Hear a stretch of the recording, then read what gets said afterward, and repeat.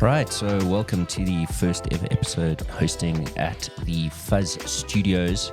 And yeah, we're proudly kitted out by the people at Rode. Some fantastic equipment that we got here. Basically, we're going to have some incredible guests. We're going to be talking all things digital media and strategy and sharing some insights into the media industry. Right, let's dive right into it. We thought we'd start with the gentleman, Rob Anderson, the founder and very much a hands-on CEO of Fuzz Digital. He's a true entrepreneur at heart, and I think he's pretty much the ideas man with a number of different business interests that he has. And best to believe that his journey all the way from a corporate world through to the new Fuzz Digital media agency has definitely not been a straight line. So, Rob, I'm going to throw a couple of questions at you. So if we dive back into about 8 years ago, you were in a corporate world for a long time, and you decided to make a massive leap into owning your own business, and that was Brand Hub. Give us a bit of an idea of what possessed you to do such a crazy thing. Yeah, I mean, I think I'll just sort of go a few years back and sort of what led me to the decision to become this entrepreneur. But I was very fortunate, man. So I started my career at ASO. Had a bit of tech background. I was in sales and marketing roles for about 5 years, moved to Hewlett Packard, also in sales roles, channel, telco, and a bit of retail too, and grew quite nicely there. I was very fortunate because, you know, when you those big corporates, there's really experienced managers and mentorships and guys really groom you and nurture you for greatness, which is really good. And then my last corporate stunt was at Logitech, which was great too, you know, and sort of manage the country from that end. But I mean, in my own terms, I've always wanted to do my own thing. Like I wanted to try something new, and I had this idea. I was like, listen, man, there's some flaws in the system, and I wanted to try and figure it out. So I created Brand Hub, which was really giving back to the consumer, people engaging on content, you know, watching videos, sharing stuff, you know, posting things, and even doing surveys, but not really getting rewarded for anything of it, you know. So I was like, it's time that, you know, they get paid, and the only two people that really get paid for it is Facebook and Google. You know, is that fair? No, it's not. So it was really a case of going, okay, let's try and give it back to the consumer. So we started it off, and it was great. I mean, consumers loved it, obviously, because they were getting something, you know, which they've never got before. But the brands also enjoyed it. But the problem is they're not measured on that. They're only measured on Facebook and Google. So it was like, oh man, this sucks. You know, I got the one side, but not the other side. And that's why I always tell people, you know, try and always test these things, because in your head you think you got everything covered. But look, I'm one of those guys that never stop or never quit. So had to start pivoting, and I was like, okay, well, we've got all these suppliers. Let's become a generalist. And I was like, you're taking on some big giants, you know, from the Walmart and, you know, the old school mass guys and JD Group. Or you got Take-A-Lot that's got NicePass with a, you know, big wallet, you know, that's dishing out cash for marketing. So I was like, I don't know if we're going to win this fight. So then we said, okay, let's become specialists. We started with Ace's online store, which was great because I knew the brand really well and understood tech. And then we started a 3D printing company, which we started selling 3D printing, which was also quite unique and quite new then. And then COVID hit, and it was like, boom. Everyone was like, what do we do now? We can't sell through brick and mortar. And most people, I mean, when you talk to brands, most of them focus on, you know, brick and mortar, because in those days, I would say 98, 99% is purely brick and mortar. It was online was so minimal. It wasn't even, you know, as brands, we'd just do it because we have to. It wasn't like we wanted to do, because they're actually more disruptive, and, you know, it's just price, and it just affects your price positioning. So then, yeah, I mean, from there it just grew, and we started signing up, you know, from Austrail to Ryobi. We started getting DJI, and recently we got Russell Hobb. So the brand just started growing from the e-commerce because we understood it really well. So that's where the Brand Hub side came, and it was more driven around e-commerce. But then about like 3 years ago, we tried so many different agencies, from paid media, from creative, meaning design, to animate, to, you know, social posts, and we just like not seeing the return on ad spend, and we're like, this is just not working, guys. So let's rather hire internally. So we decided, okay, what do we need to see? We need to see results. So let's get some data scientists. Let's get some data dudes in. So we said that's the first thing. And then we said, okay, let's get some paid media people in, and let's get the creative guys in, and let's get like an all-rounder too. And then let's do it internally. So we started doing it for our own sort of stores, and that started working. And we're seeing the results. We were like, wow, man, this is great. And because we needed to see the conversions. We weren't about the clicks and impressions. We e-commerce. We want to see the sales. So we did that for a while, and then a lot of the brands came to us and said, geez, you guys are doing good results and really great reporting. So wouldn't you mind helping us out? So we're like, okay, cool. Let's start a business called Brand Direct, which was more a marketing company. And we started doing for companies that were just over about a year now. And that's grew quite nicely in the last sort of year. And then we were like, okay, but it's a bit confusing because people are like, okay, who's Brand Hub? Who's this Brand Direct? And we also like, we wanted something fresh. We failed a lot through this journey, which is great. And I think a lot of people don't talk about the failure. They only talk about the success. And corporate was great, high five and doing great numbers, doing good comm, and we celebrated that, and it was great. But listen, man, this last 8 years has been like such a humbling experience because every single time when you think you got something right, something else would just happen, and it was just like back to the drawing board, trying to figure something out. But sort of like 8 years down the road, we failed a lot, but we've learned a lot, and I think that's what the coolest part is, that we owned it. And we are very fortunate because we also had investors. So Brett Dawson, I think after a year, got involved, and he's been so supportive. Really not only from a funding point of view, but from a mentoring side too, and guidance, and also just believing. It's quite nice when someone just goes, all right, buddy, I'm backing you. You my jockey, and hopefully one day you win a race. I can see your vision, or two, yeah, or that too, and then it was about people. So, and I'm sure we'll go into a little bit more questions around people and stuff like that. But we finally got the right recipe, which is, really good people and that are really passionate about what they do. And then we said, okay, let's create this new brand. Let's create something that creates this cool energy and hence the name Fuzz.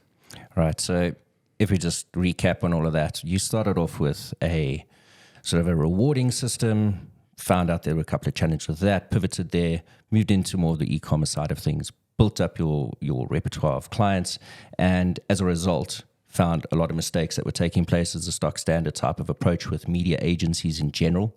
And by doing what was working for your own personal brands, you were able to offer that to a lot of your clients. So basically moving from an e-commerce side of things, understanding how media is working, but now you've gone into a more full-service digital media agency side of things. Yeah. So it might sound like quite a big departure for a lot of people that are in the media game, thinking, well, everybody thinks they can do it, but very few people can do it right. So what's the recipe? I mean, what made you think that you could start a company in an industry that's been around for many, many years and do it right, as you said, and do it sustainably for your clients, and then obviously you're looking for new clients as well? What made you think that you could do that? Yeah, I mean, I think the big thing is because we went through it, so that we went through it and dealt with other agencies, and maybe we just have really high standards, or maybe I have really high standards. And I was like in the service game, I get it. You get paid money and you providing a service, but like we were just maybe one of those clients that wanted higher, or wanted more. We wanted more, and we expected more. So I think what makes us unique is number one is we don't, we look at the data and we look at the results, and we always want to improve. Like that's the big thing. And because of the e-commerce background, we so like return on ad spend. We want to see that. And I mean, there's different objectives because a lot of guys are just like, okay, here's some money, run a campaign, clicks, likes, impressions, which mean nothing. Or it maybe does mean something if your objective is to brand awareness and you want people to see your brand. So we firstly understand what the brand wants to do, and then our strategists look and deep dive. But I think the biggest thing for us is, we cover it all. So we've got a strategist that comes in. I mean, you first look at the data, then the strategist looks at the data, then we create a plan depending on what the customer wants. If it's from developing a website or the e-commerce solution, or if it's a social campaign and driving from influencers all the way through to whatever campaign they want to drive, or events that they want us to do. we can really structure it for them. So it's really a full turnkey solution instead of just going, we only do paid. We only, specialize in data. We look at it all and then go, and a lot of guys have specialists or paid specialists or creative, and we've dealt with other guys that only use certain people for their creative because they've been doing it for years and they trust these agencies, which we've going, cool, that's fine. Just use us for your data and you're paid then because we can still help you on that area. So I do think that's what makes this unique. But the secret sauce, I think, for me over this last 8 years, and I've only realized it maybe in the last 3, is people, is hiring the right people. Like I was fortunate enough, obviously, in the corporate space, they only hire the best. So then everyone's competing and everyone's performing and everyone wants to be in the performing team. And if you're not performing, you're out. And it's the way it is in the real world. I mean, you think about sports teams when you're younger, club teams or professional teams, I think at the end of the day, that's what it should be. If you're not doing your job, then you shouldn't be part of this team, and then that's the standard we have. But the coolest thing about it is that our teams work so well together. So it's not, I've been in businesses where there's so many different silos and then they're competing against each other internally, where our organization, they don't see it like that. They got the ultimate goal of the company succeeding. We work together as a team to get the end result. And the communication between the different departments is great. And that's what I think is the secret sauce, is where I find a lot of guys are so internal. There's internal politics and there's all this red tape and there's all this, just cut it all out. Just really cut it out because it really just slows you down, and if you just have a good group of people that enjoy what they do and what they love, the company can only succeed. 100%. It makes a lot of sense if you can do that. Like you say, finding the right people for the right positions, but also I think empowering them.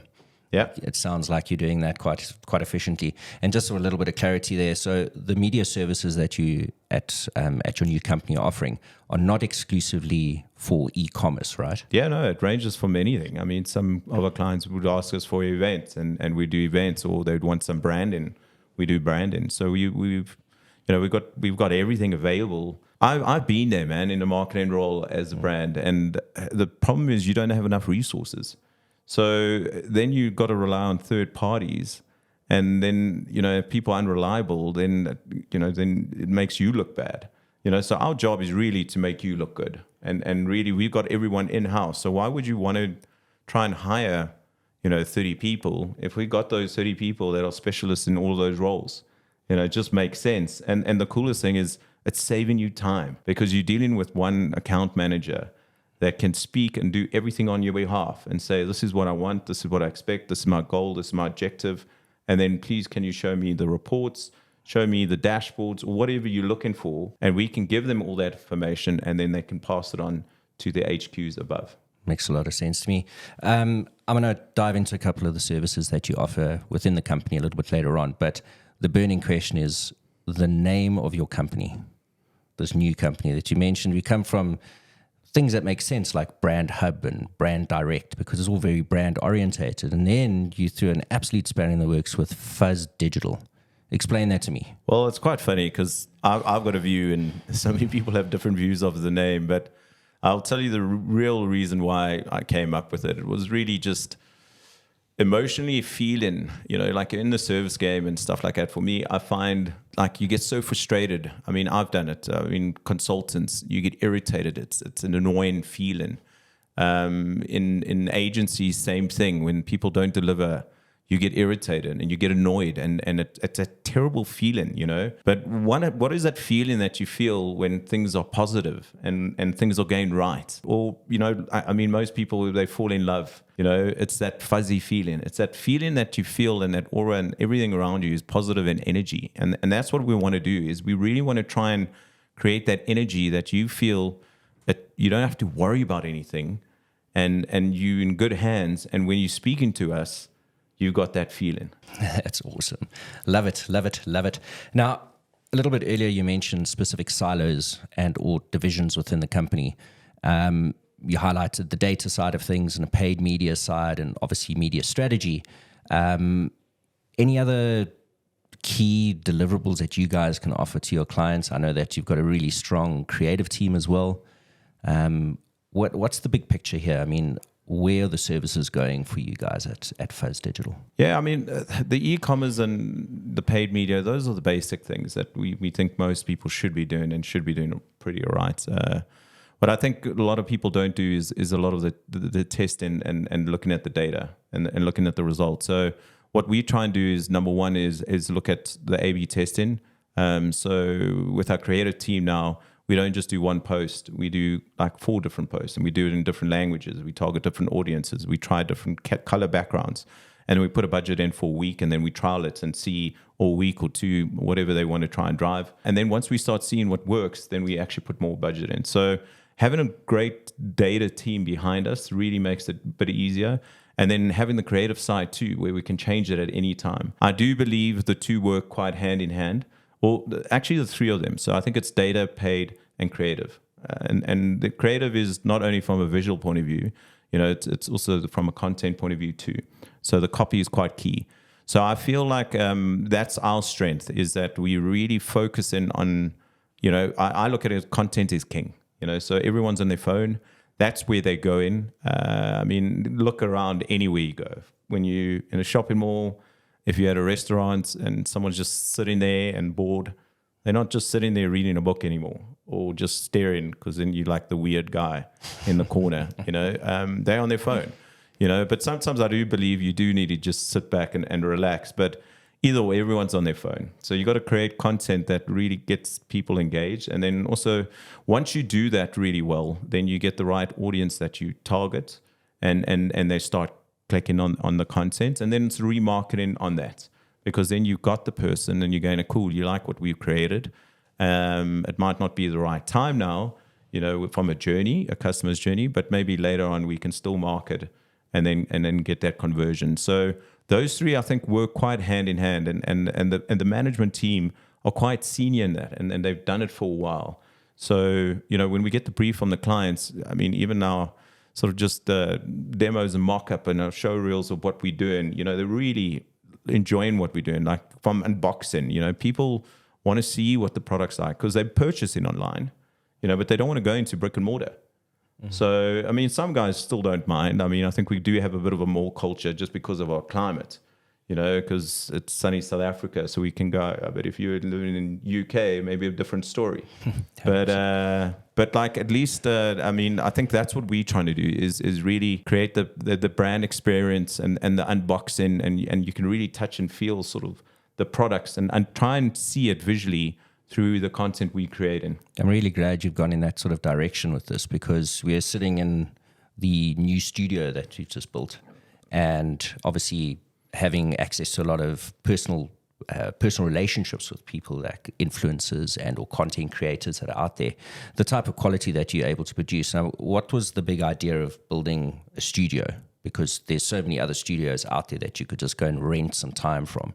Like, why would you want to have your own and go through the admin of having to do all of this sort of stuff? Yeah, but I think it's the speed, man, because the thing is, like, a lot of the time with the, I call it old school marketing, the broadsheets, the old prints, those things you need to brief far in advance. Okay, but now if you miss that, you miss it. You can't get it back. Deadlines. So the deadlines and stuff are really hard. But with the digital, even the digital billboards, which we do too, like, you can really create that quite quickly. And you need to be able to have your own studio that you can go in, book some time, and get the content out. And a lot of the clients will go, listen, we got a brief, we got to do this, and it's speed. And having your own studio, we can do that. I mean, currently we're not doing, these high production video contents, meaning the big above the line ads, because that's not our target. Like, we don't want to be those guys. We really want to focus more on, the brand's products and what the product stands for, and maybe interviewing some thought leaders within the organizations, understanding what their views are, where the technology is going, understanding where the brand's going as an organization, so consumers understand the brand and what the brand equity is, and then understanding the product too. But it's more just on the fly. You can go and I am a muso too, so I've always wanted a proper studio, not my own little band room on the side. So that's hopefully lunch breaks we can write some music too. Okay, so we're going to expect Fuzz Digital records soon enough, and the staff will be recording some great stuff. But Robert, I mean, to me, it sounds like you've got a pretty good handle on what's happening in the media space. You've empowered your staff. You've got some really good leaders within the powerful positions within your company. The future from here, where are we going with Fuzz Digital? Yeah, I think it's like you said, I think a bit earlier. It's we want to grow with our brands, number one, and then we also just want to grow with our staff too. So like we want to empower people, but we want to get the right people that want to be part of this journey.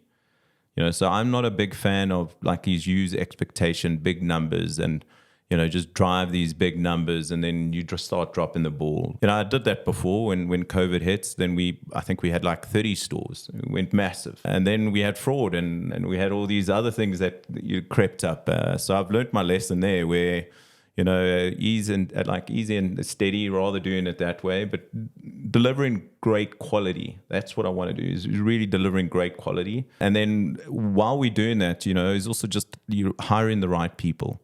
You know, I want to create a culture where people don't just like coming to work. They love coming to work. You know, so like I think like once you got that right, and it's really, I look at it, it's really simple. You know, if you really love what you're doing, this is what you're passionate about.